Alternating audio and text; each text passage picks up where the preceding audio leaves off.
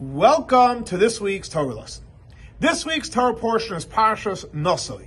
The question of the week is, what is required to make a dwelling place for Hashem down here in this world?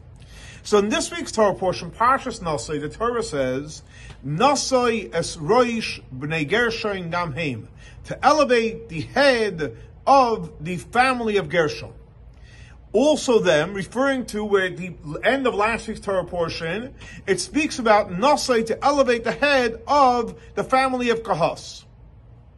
There's one more family later on in this week's Torah portion, B'nai Merari. It doesn't say Nasso to elevate the head. It says Tifkari, to count them. So the question is, why is it by Kahas and Gershon it uses the expression of Nasso to elevate their head, and by Merari it doesn't say to elevate the head?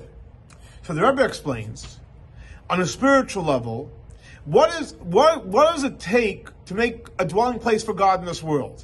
So it requires two components. One is you need a self-esteem.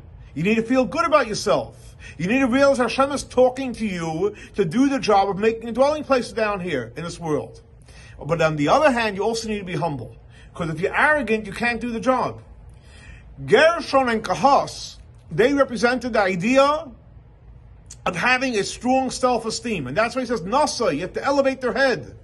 However, Merari represents the idea of humility.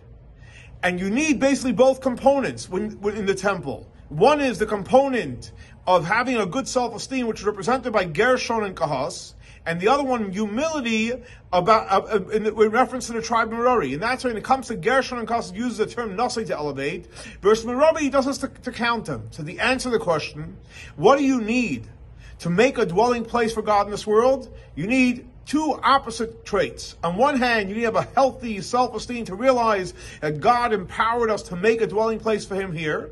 But also, we have to have humility to realize that our power comes from HaKadosh Baruch Hu, our power comes from Hashem. Thanks so much for joining us for our weekly Torah lesson.